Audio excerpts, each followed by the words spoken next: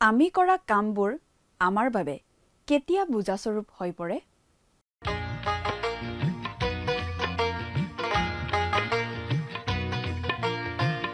আজিৰে পবিত্ৰ ক্ষণতে উজলি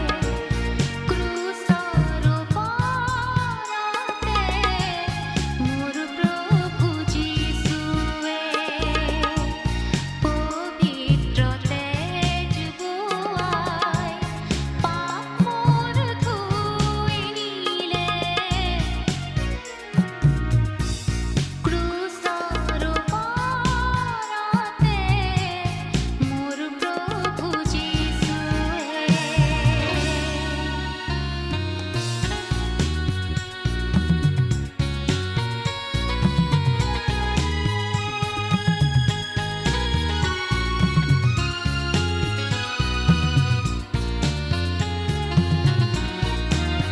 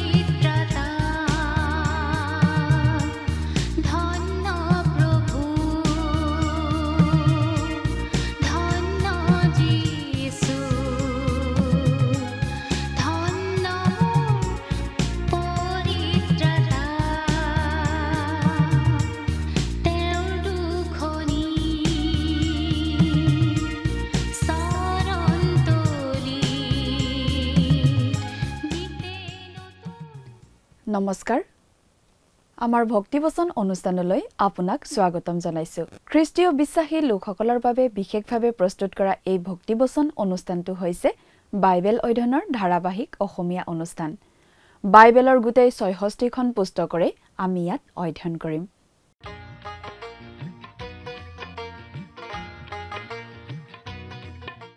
প্ৰিয় দৰ্শক আমি এতিয়া বাইবেলৰ নতুন নিয়ম খণ্ডৰ যোহনৰ প্ৰথম পত্ৰ বা চমুকৈ প্ৰথম যোহন নামৰ পুস্তকখন অধ্যয়ন কৰি আছো যোৱা অনুষ্ঠানত আমি এই প্ৰথম যোহন পুস্তকৰ 4 নম্বৰ অধ্যায়ৰ 12ৰ পৰা 21 নম্বৰ পদলৈকে পঢ়ি তাৰ ভিত্তিত আলোচনা আগবঢ়াইছিলো আজিৰ অনুষ্ঠানত আমি এই প্ৰথম যোহন পুস্তকৰ 5 নম্বৰ অধ্যায়ৰ 1ৰ পৰা 3 নম্বৰ পদলৈকে পঢ়ি তাৰ ভিত্তিত আগবঢ়োৱা আলোচনা শুনিবলৈ পাম কোনো মানুহেই কোনো সময়ত ঈশ্বৰক দেখা নাই, কিন্তু ঈশ্বৰে আজি বিশ্বাসীসকলে ইজনে সিজনক ভাল পোৱাৰ জৰিয়তে নিজকে প্ৰকাশ কৰিব পাৰে। যেতিয়া আমি প্ৰভু যীশুক অনুসৰণ কৰোঁ আৰু তেওঁৰ কথা শুনিম, তেতিয়া জানিব পাৰোঁ ঈশ্বৰে কি ভাবিছে। আমি ঈশ্বৰক প্ৰেম কৰোঁ কাৰণ তেওঁ প্ৰথমে আমাক প্ৰেম কৰিলে। প্ৰতিজন খ্ৰীষ্টীয় বিশ্বাসীয়ে এই কথাটো মনত ৰখা উচিত যে আমি তেওঁৰ পৰা এই আজ্ঞা পাইছোঁ যে যিজনে ঈশ্বৰক প্ৰেম কৰে তেওঁ নিজৰ ভায়েককো প্ৰেম কৰে, অৰ্থাৎ এইটো এটা ঈশ্বৰৰ আজ্ঞা। ভাইসকলক প্ৰেম কৰিবলৈ আমাৰ মন যায় নে নাযায় বা ভাইসকলক প্ৰেম কৰিবলৈ আমাৰ ইচ্ছা আছে নে নাই, সেইটো আমাক ঈশ্বৰে নুসুধে। আমাৰ ইচ্ছা অনিচ্ছাৰ ওপৰত নিৰ্ভৰ নকৰে। তেওঁ আমাক কয়, মই তোমাক এই আজ্ঞা দিছোঁ কাৰণ মই প্ৰেম কৰোঁ, গতিকে তুমিও আনক প্ৰেম কৰিব লাগিব। আমি যদি আমাৰ সেৱাত আৰু আমাৰ জীৱনত প্ৰদৰ্শন কৰি নাথাকোঁ, তেনেহ'লে আমি প্ৰভুৰ প্ৰতি সমৰ্পিত নহয় বুলিহে প্ৰকাশ কৰা হ'ব। এতিয়া 5 নম্বৰ অধ্যায়ত আমি পাম ঈশ্বৰ জীৱন। এই 5 নম্বৰ অধ্যায়ত আমি এই অতি অপূৰ্ব সৰু পুস্তকখনৰ শেষৰটো ডাঙৰ বিভাগত প্ৰৱেশ কৰোঁ। এই পত্ৰখনৰ প্ৰথম খণ্ডত আমি দেখিলোঁ যে ঈশ্বৰ পোহৰ। আমিও পোহৰত চলি থাকিব লাগে, ঈশ্বৰৰ বাক্যৰ পোহৰত। অতি বিস্তৃত কেন্দ্ৰীয় অংশটোত আমি দেখিলোঁ যে ঈশ্বৰ হৈছে প্ৰেম। গতিকে আমিও আন বিশ্বাসীসকলৰ প্ৰতি একেধৰণৰ প্ৰেম প্ৰদৰ্শন কৰি থাকিব লাগে। আৰু পুস্তকখনৰ এই অন্তিম অধ্যায়টোত আমি পোৱা বিষয়বস্তুটো হৈছে ঈশ্বৰ জীৱন। ঈশ্বৰ আমাৰ অনন্ত জীৱনৰ উৎস। এই অধ্যায়ৰ প্ৰথম 5টা পদত যোখনে বিশ্বাসীজনৰ বাবে জগতৰ ওপৰত কৰা জয়ৰ কথা কৈছে। ইয়াত জগত মানে জাগতিক ব্যৱস্থা, জাগতিক ভাৱচিন্তা আদিক বুজোৱা হৈছে। যোহনে ক'ব গৈ আছে যে ঈশ্বৰৰ সন্তানে ইয়াতেই এই জগতখনৰ ওপৰত জয়লাভ কৰাটো সম্ভৱ। প্ৰিয় দৰ্শক, কথাবোৰ অধিক বহলাই চাবলৈ আহকচোন। এতিয়া আমি মূল আলোচনাটোৰ মাজলৈ আগুৱাই যাওঁ। আমাৰ পৰম পবিত্ৰ প্ৰভু যীশুখ্ৰীষ্টৰ নামত নমস্কাৰ প্ৰিয় শ্ৰোতা। আশা কৰোঁ আপুনি ভালে কুশলে আছে মহান পিতা পৰমেশ্বৰৰ মহান অনুগ্ৰহত। প্ৰিয় শ্ৰোতা, আহক এতিয়া আমি বাইবেল অধ্যয়নৰ পিনে আগবাঢ়ি যাওঁ। আমি ইতিমধ্যে প্ৰথম যোহন পুস্তকৰ 4 নম্বৰ অধ্যায়ৰ শেষৰটো পদলৈকে পঢ়িলোঁ। এতিয়া আমি 5 নম্বৰ অধ্যায়ৰ অধ্যয়ন আৰম্ভ কৰিব খুজিছোঁ। এই অধ্যায়টোত মূল বিষয় হিচাপে আমি পাওঁ ঈশ্বৰ জীৱন, জগতৰ ওপৰত বিজয় লাভ কৰাৰ উপায়, পৰিত্ৰাণৰ নিশ্চয়তা। প্ৰথমতে আমি পাওঁ ঈশ্বৰ জীৱন। এই অধ্যায়ত আমি এই পুস্তকৰ শেষৰটো প্ৰধান ভাগত প্ৰৱেশ কৰোঁ। এই পুস্তকখনৰ প্ৰথমটো ভাগত আমি পঢ়িবলৈ পাইছিলোঁ যে ঈশ্বৰ পোহৰ। তাৰ পাছত মাজৰ খণ্ডটোত আমি পাইছিলোঁ যে ঈশ্বৰ প্ৰেম। আৰু এই শেষৰ অধ্যায়টোৰ মূল বক্তব্য হৈছে ঈশ্বৰ জীৱন। এই 5 নম্বৰ অধ্যায়ৰ প্ৰথমৰ পদ 5টাত খ্ৰীষ্টীয় বিশ্বাসীয়ে জগতৰ ওপৰত কেনেদৰে জয় সাব্যস্ত কৰিব পাৰে সেই কথা কোৱা হৈছে। ইয়াত জগত মানে মূল গ্ৰীক শব্দ কসমছক বুজোৱা হৈছে। কসমছ মানে এই জগতখনৰ অনুষ্ঠান প্ৰতিষ্ঠান, সংগঠন, শাসন ব্যৱস্থা, এই জগতৰ লোভ, স্বাৰ্থপৰতা, দুখ যন্ত্ৰণা, বেমাৰ আজাৰ আৰু ভয়াৱহ পাপপূৰ্ণ অৱস্থা সকলোকে বুজোৱা হৈছে। যোহনে আমাক এই কথা দেখুৱাই দিব খোজে যে খ্ৰীষ্টীয় বিশ্বাসী লোকসকলে এই জগতৰ ওপৰত এই জীৱনতে জয় সাব্যস্ত কৰি জীয়াই থাকিব পাৰে। জয়যুক্ত খ্ৰীষ্টীয় জীৱন যাপন কৰাটো সম্ভৱ। এতিয়া আমি বাইবেলৰ পৰা পাঠ কৰি দিব খুজিছোঁ। অনুগ্ৰহ কৰি আপোনাৰ বাইবেলখন মেলি লওক আৰু লগত যদি বাইবেল নাই মন দি শুনিবচোন। প্ৰথম যোহন 5 নম্বৰ অধ্যায় প্ৰথম পদ। যীশু যে সেই অভিষিক্ত জনা, ইয়াক যিকোনোৱে বিশ্বাস কৰে তেওঁ ঈশ্বৰৰ পৰা জন্ম পোৱা, আৰু যিকোনোৱে জন্ম দিওঁতাক প্ৰেম কৰে তেওঁ তেওঁৰ পৰা জন্ম পোৱা জনাকো প্ৰেম কৰে। ঈশ্বৰ জীৱন, আৰু সেই জীৱন আহে ঈশ্বৰৰ পৰা জন্ম পোৱাৰ দ্বাৰা। যীশু যে সেই অভিষিক্ত জনা, ইয়াক যিকোনোৱে বিশ্বাস কৰে তেওঁ ঈশ্বৰৰ পৰা জন্ম পোৱা। এইটোৱেই ঈশ্বৰৰ পৰা জন্ম পোৱাৰ পদ্ধতি। এনেদৰেই আমি আত্মিকভাৱে নতুন জন্ম লাভ কৰিব পাৰোঁ। পাচনি জোহনে তেওঁ লিখা শুভবাৰ্তাৰ আৰম্ভণিতে আৰু ইয়াতো অতি স্পষ্টভাৱে আমাক জনাই দিছে যে আমি প্ৰভু যীশুখ্ৰীষ্টত স্থাপন কৰা সৰল বিশ্বাসৰ যোগেদিয়েই ঈশ্বৰৰ সন্তান হ'ব পাৰোঁ। বাইবেলৰ পৰা পাঠ কৰি দিছোঁ। তথাপি যিমান মানুহে তেওঁক গ্ৰহণ কৰিলে, অৰ্থাৎ তেওঁৰ নামত বিশ্বাস কৰিলে, সেই সকলোকে ঈশ্বৰৰ সন্তান হ'বলৈ তেওঁ ক্ষমতা দিলে। জোহন 1 অধ্যায় 12 পদ। অৰ্থাৎ আমি যেতিয়া প্ৰভু যীশুক বিশ্বাস কৰোঁ, আমি তেওঁ কোন সেইটোও বিশ্বাস কৰোঁ আৰু তেওঁনো কি কি কৰিলে সেই কথাও বিশ্বাস কৰোঁ। তেওঁ যি যি কৰিলে সেইবোৰৰ একো মূল্যই নাথাকিব যদিহে তেওঁ নিজৰ বিষয়ে কোৱা কথাবোৰ সত্য নহয়। এই কথাটো আমি আগতেও কৈ আহিছোঁ আৰু এতিয়াও কওঁ যে খ্ৰীষ্টৰ জন্ম যে কুমাৰী মৰিয়মৰ গৰ্ভত হৈছিল, কোনো পুৰুষৰ সংগ নোহোৱাকৈ একমাত্ৰ পবিত্ৰ আত্মাৰ শক্তিৰে, সেই কথাটো অতি গুৰুত্বপূৰ্ণ। গোটেই জগতৰ পাপ মোচনৰ বাবে ক্ৰুচৰ ওপৰত প্ৰাণ বিসৰ্জন দিয়া এই ব্যক্তিজননো কোন? তেওঁ কোনো সাধাৰণ মানুহ নহয়। কাৰণ সাধাৰণ মানুহ নিজেও পাপী আৰু আনকি নিজৰ মুক্তিৰ কাৰণেও প্ৰাণ দিব নোৱাৰে, নিজকেই উদ্ধাৰ কৰিব নোৱাৰে। সাধাৰণ মানুহে কেৱল শাস্তি ভোগ কৰিবহে পাৰে।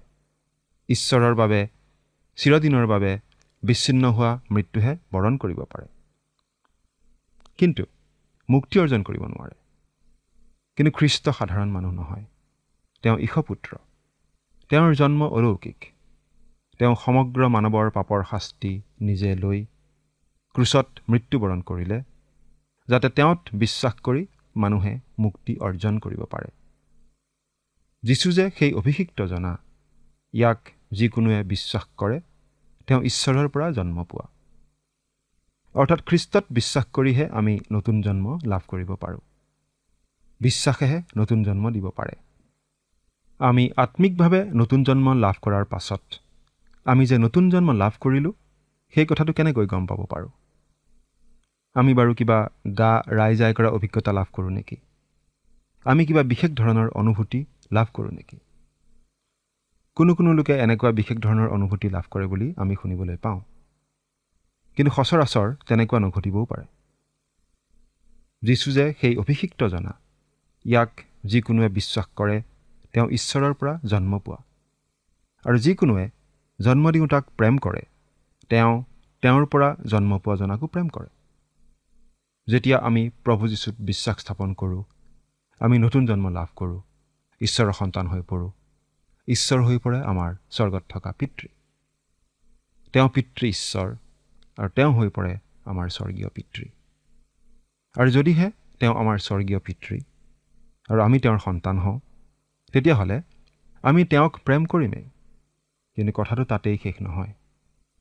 আমি তেওঁৰ পৰা জন্ম পোৱা আন ব্যক্তিসকলকো প্ৰেম কৰিম। অৰ্থাৎ আমি ঈশ্বৰৰ আন সন্তানবোৰকো প্ৰেম কৰিম। এই কথাটো পাচনি জোহনে আমাক আগতেও কৈ আহিছে। তেওঁ এই বুলিও কৈছে যে এই কথাটো একো নতুন কথা নহয়। আমি 1 জোহন 3 অধ্যায় 11 পদত এনেদৰে পঢ়িবলৈ পাওঁ, কিয়নো আমি যেন পৰস্পৰে প্ৰেম কৰোঁ, তোমালোকে আদিৰে পৰা শুনা বাৰ্তা এয়েই। প্ৰভু যীশুৱে এনেদৰে কৈছিল, তোমালোকে যদি পৰস্পৰৰ মাজত প্ৰেম ৰাখা, তেন্তে তোমালোক যে মোৰ শিষ্য, ইয়াক তাৰ দ্বাৰাই সকলোৱে জানিব। জোহন 13 অধ্যায় 35 পদ। ঈশ্বৰৰ পৰা জন্ম পোৱা, এই কথাটো খুব গুৰুত্বপূৰ্ণ। ঈশ্বৰৰ পৰা জন্ম পোৱা কথাটো আমি ভালদৰে বুজি পাব লাগে। আমি কোনো এটা খ্ৰীষ্টীয় মণ্ডলীত যোগ দি নাইবা কোনো বিশেষ ৰীতি নীতি পালন কৰি ঈশ্বৰৰ পৰা জন্ম নাপাওঁ। আমি কোনো মণ্ডলীৰ সভ্য হ'ব পাৰোঁ। মণ্ডলীৰ সভ্য হিচাপে আমি নিশ্চয় নানা ধৰণৰ নিয়ম মানি চলিব পাৰোঁ, কিন্তু এইবিলাকে আমাক ঈশ্বৰৰ সন্তান নকৰে। প্ৰশ্নটো হৈছে, আপুনি নতুন জন্ম পালেনে? আপুনি ঈশ্বৰৰ পৰা জন্ম পালেনে? আমি নতুন জন্ম পাওঁ যেতিয়া আমি প্ৰভু যীশুক আমাৰ ত্ৰাণকৰ্তা বুলি গ্ৰহণ কৰি তেওঁত বিশ্বাস স্থাপন কৰোঁ। আমি যে নতুন জন্ম পালোঁ তাৰ প্ৰমাণ হৈছে ঈশ্বৰৰ প্ৰতি থকা আমাৰ প্ৰেম। আমি নিজৰ পিতৃক প্ৰেম কৰোঁ, কাৰণ তেওঁ আমাৰ জন্মদাতা। আমি আমাৰ পিতৃৰ আন আন সন্তানসকলক প্ৰেম কৰোঁ, কাৰণ তেওঁলোক আমাৰ ভাই ভনী। এই কথাটো জানো বিশেষ স্থানীয় মণ্ডলী, বিশেষ সম্প্ৰদায়, বিশেষ জাতি বৰ্ণ আদিতে সীমাবদ্ধ থাকে? নিশ্চয় নাথাকে। ঈশ্বৰৰ পৰা জন্ম পোৱা লোকে ঈশ্বৰৰ পৰা জন্ম পোৱা আন আন লোকক প্ৰেম কৰিবই, লাগিলে যি ঠাইৰেই নহওক, যি ভাষাৰেই নহওক, যি বৰ্ণৰেই নহওক, যি গোষ্ঠীৰেই নহওক।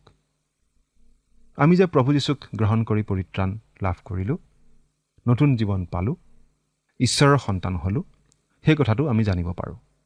আমাৰ পৰিত্ৰাণৰ নিশ্চয়তা আমি লাভ কৰিব পাৰোঁ এই জীৱনতে, এতিয়াই। এই পত্ৰখনত যোহনে আমাক বাৰে বাৰে এই বিষয়ে কৈ আহিছে যে আমি ঈশ্বৰৰ সন্তান হ'লোঁ বুলি জানিব পাৰোঁ। প্ৰথমতে, ঈশ্বৰৰ সন্তানে নিজৰ জীৱনত ধাৰ্মিকতা উৎপন্ন কৰে।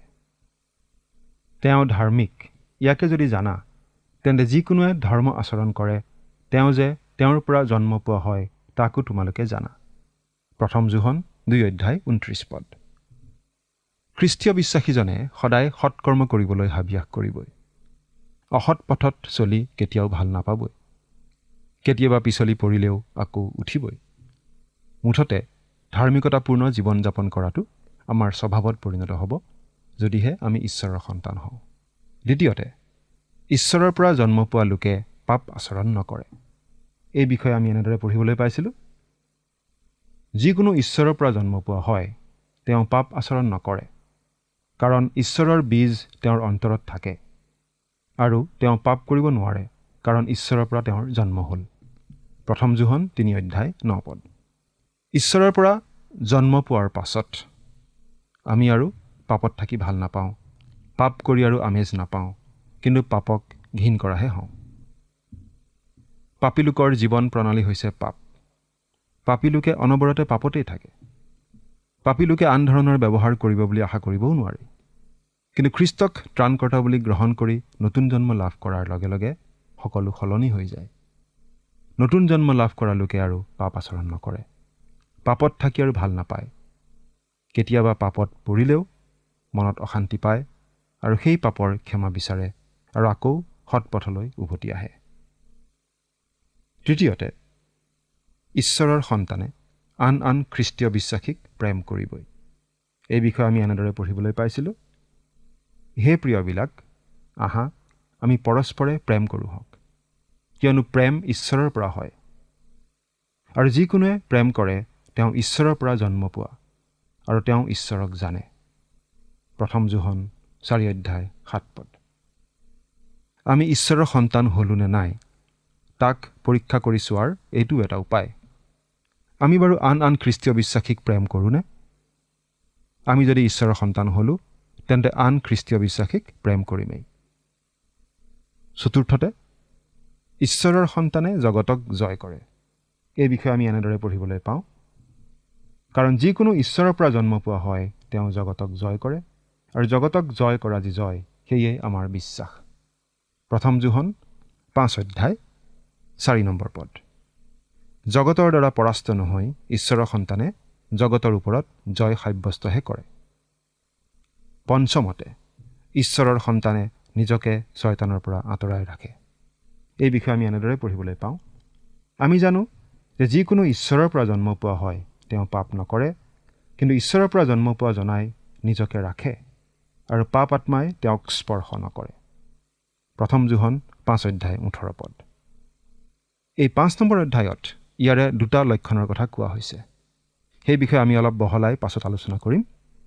ঈশ্বৰৰ সন্তানৰ গাত থাকিবলগীয়া কেইটামান বিশেষত্বৰ কথা পাচনি যোহনে গুৰুত্ব সহকাৰে উপস্থাপন কৰা আমি দেখিবলৈ পাম, যেনে প্ৰেম, বাধ্যতা আৰু সত্য। এই শব্দকেইটাৰ সৈতে কোনেও বিবাদ কৰিব নোৱাৰে। প্ৰেম, বাধ্যতা আৰু সত্য ঈশ্বৰৰ সন্তানৰ চিন। এতিয়া 2 নম্বৰ পদটো পঢ়ি দিছোঁ।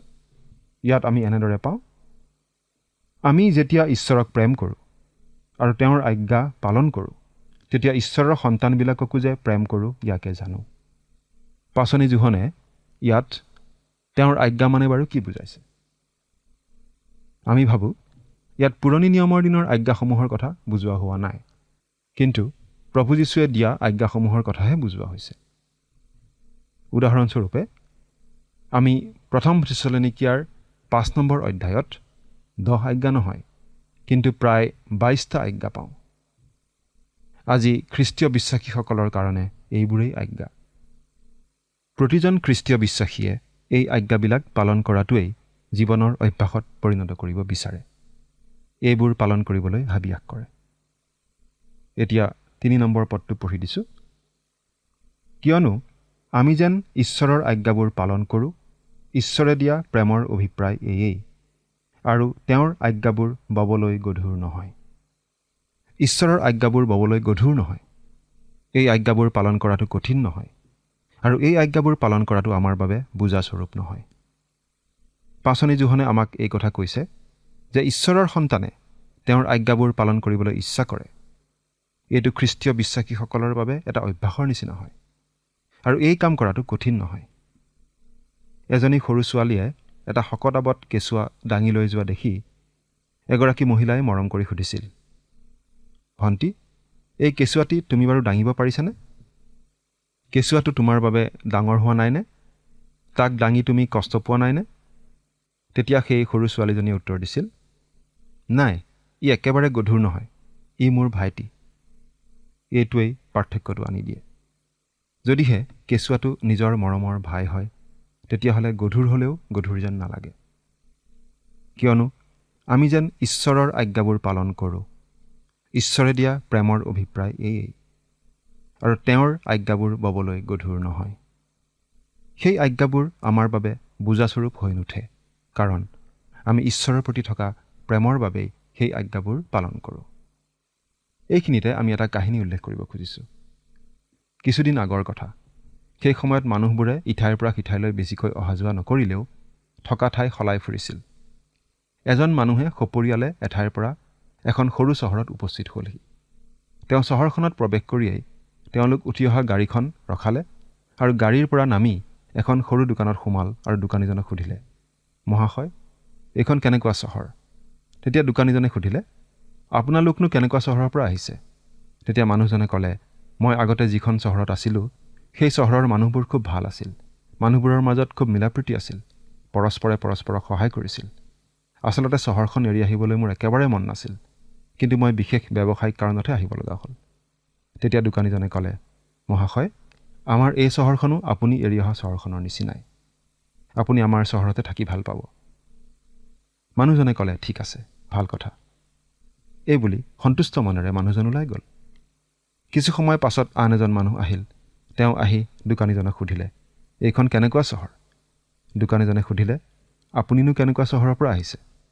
দ্বিতীয় মানুহজনে ক'লে, মই আগতে যিখন চহৰত আছিলোঁ, তাৰ মানুহবোৰ খুব বেয়া। পৰস্পৰৰ মাজত মিলাপ্ৰীতি নাই। ওচৰ চুবুৰীয়াৰ মাজত সদায় কাজিয়া পেচাল। কোনেও কাকো সহায় নকৰে। মোৰ ঠাইখন একেবাৰে ভাল নালাগিল আৰু সেইকাৰণে সেইখন এৰি থৈ আহিলোঁ। এই চহৰখন কেনেকুৱা? তেতিয়া দোকানীজনে ক'লে, এই চহৰখনো আপুনি এৰি অহা চহৰখনৰ নিচিনাই। আপুনি থাকি একেবাৰে ভাল নাপাব। আপুনি বেলেগ চহৰ বিচাৰি যোৱাই ভাল। দ্বিতীয় মানুহজন গুচি গ'ল। এজন মানুহে দোকানত বহি এই কথাবোৰ লক্ষ্য কৰি আছিল। তেওঁ দোকানীজনক সুধিলে, আপুনি দেখোন এজনক এই চহৰখন ভাল বুলি ক'লে আৰু আনজনক এই চহৰখন বেয়া বুলি ক'লে, কিয়? মই বুজি নাপালোঁ। তেতিয়া সেই দোকানীজনে ক'লে, আচলতে গোটেই কথাটো নিৰ্ভৰ কৰে মানুহবোৰৰ ওপৰত। আপুনি নতুন ঠাইলৈ গ'লেও সেই ঠাইখন আগৰ ঠাইৰ নিচিনাই হ'ব, কাৰণ আপুনিতো একেজনেই মানুহ। মানুহজন সলনি নোহোৱালৈকে ঠাইবোৰ সলনি নহয়। ভাল মানুহে সকলো ঠাই ভাল যেনেই পাব। প্ৰিয় শ্ৰোতা, আমি খ্ৰীষ্টীয় বিশ্বাসীসকলে এই কথাটো মনত ৰখা উচিত। আনে আমাৰ কাৰণে কিবা কৰি দিব বুলি আশা কৰি নাথাকি আমিহে আমাৰ কাৰ্যৰ যোগেদি আনৰ প্ৰতি প্ৰেম প্ৰদৰ্শন কৰিবলৈ অনবৰতেই সাজু থকা উচিত।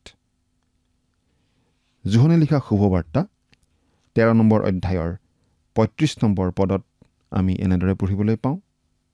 প্ৰভু যীশুৱে কোৱা কথা, তেওঁ কৈছিল, তোমালোকে যদি পৰস্পৰৰ মাজত প্ৰেম ৰাখা, তেন্তে তোমালোক যে মোৰ শিষ্য, ইয়াক তাৰ দ্বাৰাই সকলোৱে জানিব। এৰা প্ৰিয় শ্ৰোতা, যদি আপুনি প্ৰভু যীশুখ্ৰীষ্টক প্ৰেম কৰে, যদি আপুনি পিতৃ ঈশ্বৰক প্ৰেম কৰে, আপুনি আন খ্ৰীষ্টীয় বিশ্বাসীসকলক প্ৰেম কৰিবই। আপুনি ঈশ্বৰৰ আজ্ঞা মানি চলা উচিত বুলি নিজেই গম পাব, আৰু সেই আজ্ঞাবোৰ আপোনাৰ বাবে বোজাস্বৰূপ নহ'ব। প্ৰভু যীশুৱে এই বুলি কৈছিল, মথিয়ে লিখা শুভবাৰ্তা 11 নম্বৰ অধ্যায়ৰ 30 নম্বৰ পদত, কিয়নো মোৰ জুৱলি সুসহ্য আৰু ভাৰো লঘু। কিন্তু প্ৰভু যীশুৰ প্ৰতি আমাৰ অন্তৰত প্ৰেম নাথাকিলে, প্ৰভু যীশুক সেৱা কৰিবলৈ আমাৰ মন নাথাকিলে, তেওঁৰ আজ্ঞাবোৰো আমাৰ বাবে গধুৰ গধুৰ হ'ব। কিন্তু আমি যদি প্ৰভু যীশুক আমাৰ ত্ৰাণকৰ্তা বুলি গ্ৰহণ কৰিছোঁ, আমি যদি নতুন জন্ম পালোঁ আৰু ঈশ্বৰৰ সন্তান হ'লোঁ, আমি প্ৰভু যীশুক নিশ্চয় প্ৰেম কৰিম। আমাৰ স্বৰ্গীয় পিতৃ ঈশ্বৰক নিশ্চয় প্ৰেম কৰিম। আমি নিশ্চয় তেওঁৰ পৰিচৰ্যাত লাগি থাকিবলৈ ইচ্ছা কৰিম। আমি নিশ্চয় তেওঁৰ আজ্ঞাবোৰ পালন কৰিবলৈ ইচ্ছা কৰিম। প্ৰিয় শ্ৰোতা, ঈশ্বৰৰ পৰিচৰ্যাৰ প্ৰতি আপোনাৰ হৃদয়ত বিশেষ চিন্তা আছেনে? ঈশ্বৰৰ বাক্য বিয়পি যাব লাগে বুলি আপুনি বাৰু চিন্তা কৰেনে? আপুনি বাৰু এই ক্ষেত্ৰত কি কৰিছে? আপুনি বাৰু প্ৰভু যীশুৰ বিশ্বাসী হিচাপে আন বিশ্বাসীসকলৰ সৈতে প্ৰভুৰ পৰিচৰ্যাৰ কামত সহযোগ কৰি আছেনে? চিন্তা কৰি চাওকচোন।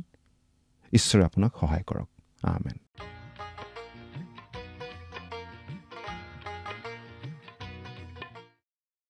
ঈশ্বৰৰ সন্তানে এই কথাটো বুজি পোৱা উচিত যে তেওঁ নিজৰ বাবে কিবা এটা কৰিবলৈ কাৰোবাক বিচাৰি থাকিব নালাগে, বৰং তেওঁ প্ৰকৃত কাৰ্যত আৰু আনৰ প্ৰতি প্ৰকৃত চিন্তাত ঈশ্বৰৰ প্ৰেম প্ৰকাশ কৰিব লাগে।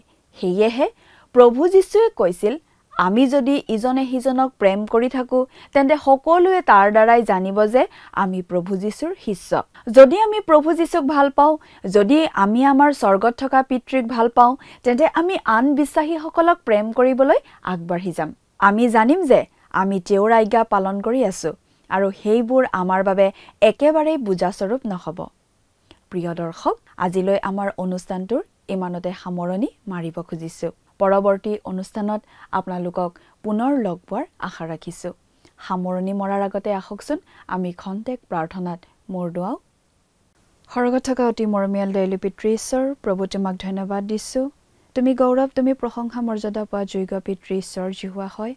আৰু সঁচাকৈ পিতৃ, যি তোমাৰ পবিত্ৰ বাক্য আমি এই সময়তে সকলোৱে অধ্যয়ন কৰিলোঁ, প্ৰভু তোমাৰ বাক্যত কোৱাৰ দৰে প্ৰত্যেক তোমাৰ সন্তানসকলে যাতে এই বাক্যক পালন কৰি নিজৰ জীৱনত যাতে তাক ব্যৱহাৰ কৰি চলিব পাৰিব, তেনে আশীৰ্বাদ প্ৰভু তেওঁলোকৰ জীৱনত তুমি দান কৰিবা।